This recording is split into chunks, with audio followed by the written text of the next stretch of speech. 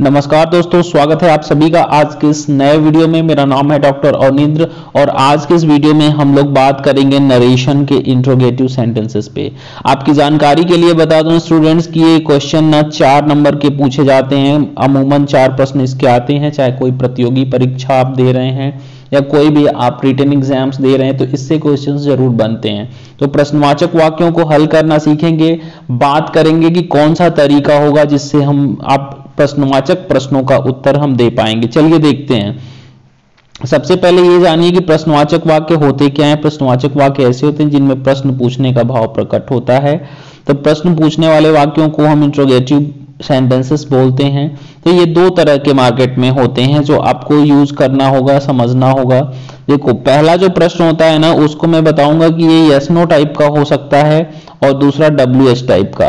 यानी 2 चीजें आपको समझनी है। यहाँ पे क्या समझना है स्टूडेंट्स कि या तो ये WH प्लस से शुरू होते हैं या तो एस नो टाइप, यानी कि हाँ और ना में इसका उत्तर होता है।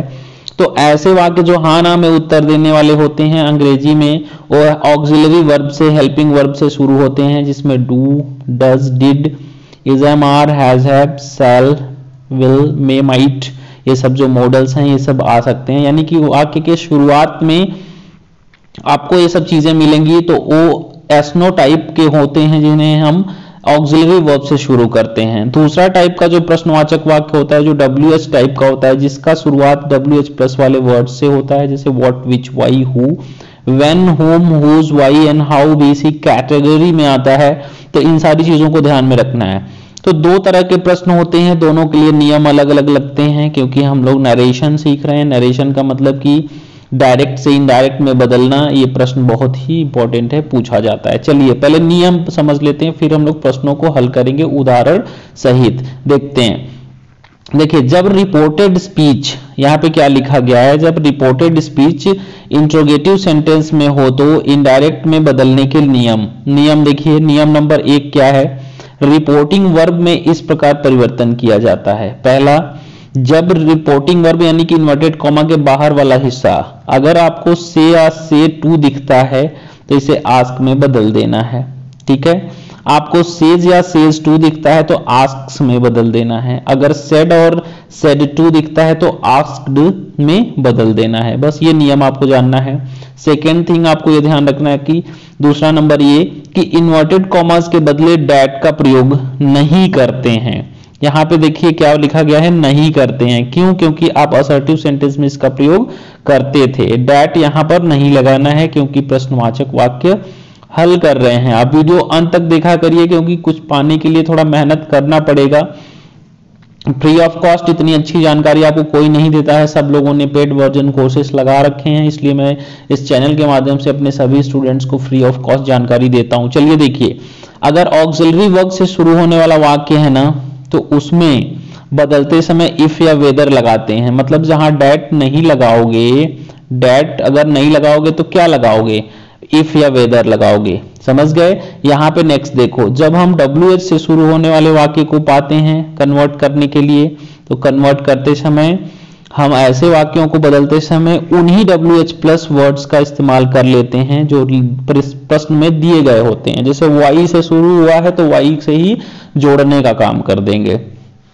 एग्जाम्पल से अभी मैं समझाता हूं। नेक्स्ट देखिए, आप लोग वीडियो को अंत तक देखा करिए धैर्य के साथ, तभी चीजें समझ आएंगी। दूसरा यहाँ पे देखिए, तीसरा प्रश्न ये दिया गया कि इंट्रोगेटिव सेंटेंस को असर्टिव में बदल देते हैं।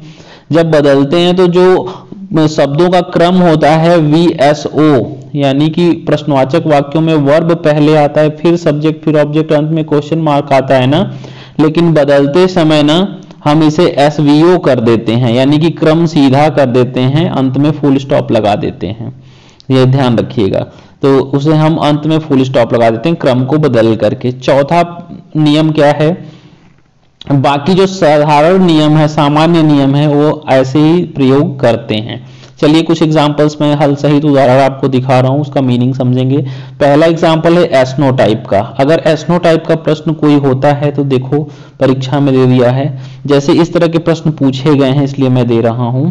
यहाँ पे ध्यान देना कि वह कहता है क्या मैं अच्छा बोल रहा हूं, ये आपका हिंदी अर्थ है, लेकिन गिवन जो सेंटेंस है वो क्या है, he says he says am I speaking well. देखो ये रिपोर्टिंग वर्ब जो है ना प्रेजेंट टेंस में है, तो यहाँ पे टेंस इसका नहीं बदलेगा, बदलते समय टेंस नहीं बदलेगा, यानी ये प्रेजेंट में है तो प्रेजेंट में बदलते समय रखोगे, ध्यान देना।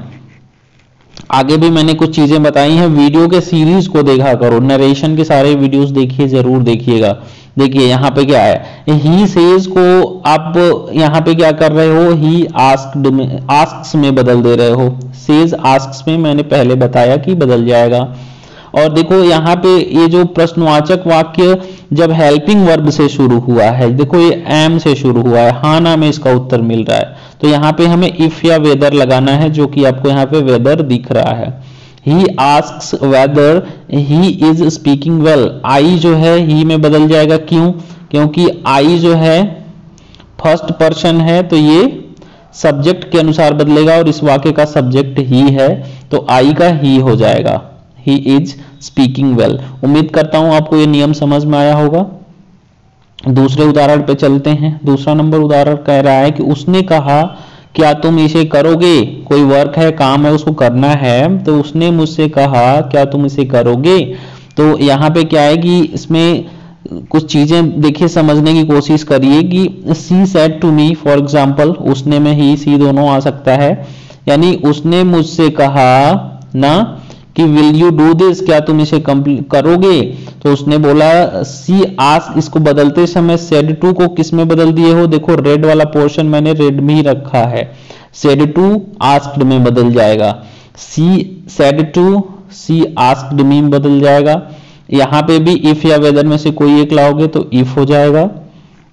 ये पास्ट टेंस में है तो टेंस का परिवर्तन होगा, यानी कि विल वुड में बदल जाएगा, क्योंकि पास्ट टेंस में रिपोर्टिंग वर्ब रहता है तो टेंस वाला फॉर्मूला लगता है। तो यहाँ पे आपको आई, देखो यू क्या है, सेकेंड पर्सन में है, तो इस सेकेंड पर्सन के अकॉर्डिंग, यानी कि जब SON सन फॉर्मूला लगाओगे तो इसमें 1 2 3, यानी कि अगर नीचे देखो यहाँ पे जो यू है ये सेकेंड पर्सन में है, यानी कि ऑब्जेक्ट के अनुसार बदलेगा, तो इस वाक्य का ऑब्जेक्ट मी है तो मी के अनुसार ये आई इसके सब्जेक्टिव फॉर्म में आएगा।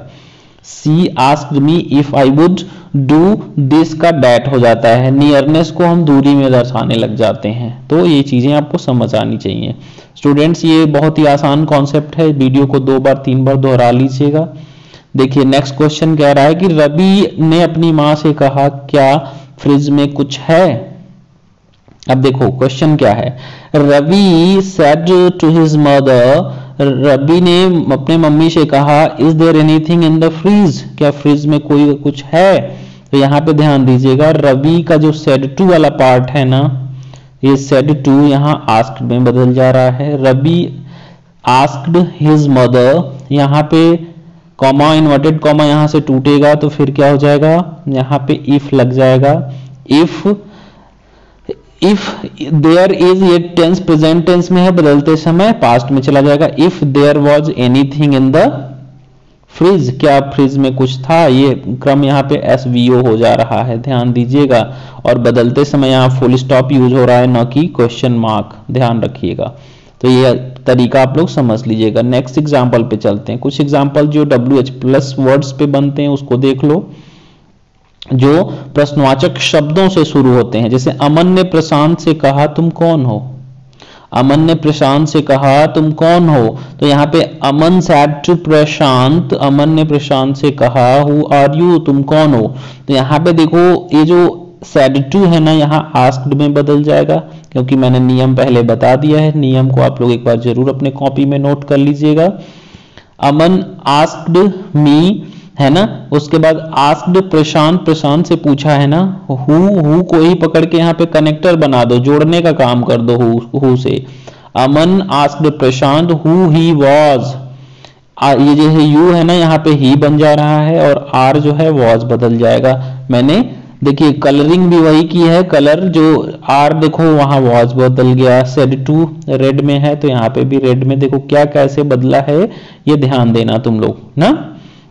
यहाँ इन्वर्टेड कॉमास देखो इसी कलर में है, इसको हु में बदल दोगे।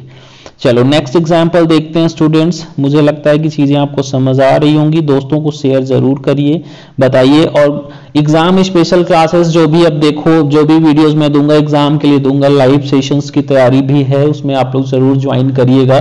कमेंट करके बताइए कि लाइव क्लास आपको ज्वाइन करना है, तो उसके लिए प्रॉपर अरेंजमेंट करी जाएंगी। देखो समय का अभाव रहता है, इसलिए मैं आप लोगों के लिए कम से कम समय में अच्छी जानकारी देता हूं। देखो, उसने मुझसे कहा क्या तुम मेरे चचेरे भाई जयदीप से मिले हो। उसने मुझसे कहा क्या तुम मेरे चचेरे भाई जयदीप से मिले हो। तो she said to me have you met my cousin Jaydeep. देखो ध्यान दो, ये पास्ट टेंस में रिपोर्टिंग वर्ब, यहां पे देखो रिपोर्टिंग वर्ब पास्ट टेंस में, यानी कि टेंस परिवर्तन करना पड़ेगा। ये प्रश्नवाचक वाक्य है, ये ध्यान दो। अगर प्रश्नवाचक है तो बदलते समय इफ या वेदर लगाएंगे, क्यों? क्योंकि हेल्पिंग वर्ब से शुरू हो रहा है। तो क्या हो जाएगा, सेड टू आस्क्ड में बदल जाएगा, शी आस्क्ड मी। यहां पे इफ हो जाएगा, if I had met, have जो है प्रेजेंट को पास्ट में ले जाना, if I have met, had met में चला गया, I had met her cousin Jaydeep. ये सिंपल सा कॉन्सेप्ट है स्टूडेंट्स। एक एग्जांपल और देखते हैं। ओके, देखो इसमें भी WH प्लस टाइप का प्रश्न दिखेगा आपको। सोनू ने मुझसे कहा तुम इतने खुश क्यों हो। सोनू ने मुझसे कहा तुम इतने खुश क्यों हो। तो यहाँ पे प्रश्न देखो क्या कह रहा है, सोनू सेड टू मी। यहाँ पे सेड टू आ रहा है, नोटिस करना है, ध्यान करिए। यहाँ पे सेड टू आया है और ये कौन सा टेंस है, प्रेजेंट इंडेफिनिट टेंस का, नो एक्शन टाइप का है ना।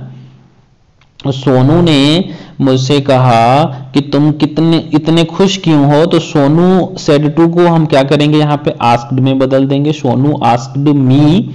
अब वाई को ही पकड़ के यहाँ कनेक्टर बनाओगे, वाई से ही इसको जोड़ दोगे। प्रश्नवाचक वाक्यों को लड़के नहीं बदल पाते हैं, वही असर्टिव सेंटेंस वाला फॉर्मूला यहाँ पे भी लगाते हैं। ऐसा नहीं करना, इससे पक्का 2-3 क्वेश्चन पूछा जाता है हर साल। यहाँ पे देखो यू को आई में कैसे बदला गया, सन फॉर्मूला से बदला गया। यू को यहाँ पर आई बदल जाएगा। सन फॉर्मूला आप वीडियो पहला दूसरा जरूर देखिएगा, उसमें बताया गया है कि सन फॉर्मूला क्या होता है। तो why I was so happy, ये चीजें हो जाएंगी। उम्मीद करता हूं सभी को कॉन्सेप्ट समझ में आया होगा। गोल्ड क्लासेस पर बने रहने के लिए, समय देने के लिए धन्यवाद। मिलते हैं नए वीडियो में नए कॉन्सेप्ट के साथ। आज के बाद जितनी वीडियोस दी जाएंगी वो एग्जाम के लिए परीक्षा से महत्वपूर्ण प्रश्न ही बना करके दिए जाएंगे। ये सब परीक्षा में पूछे गए प्रश्न हैं। मिलते हैं अगले वीडियो में नए कॉन्सेप्ट के साथ, तब तक के लिए आप सभी को अलविदा।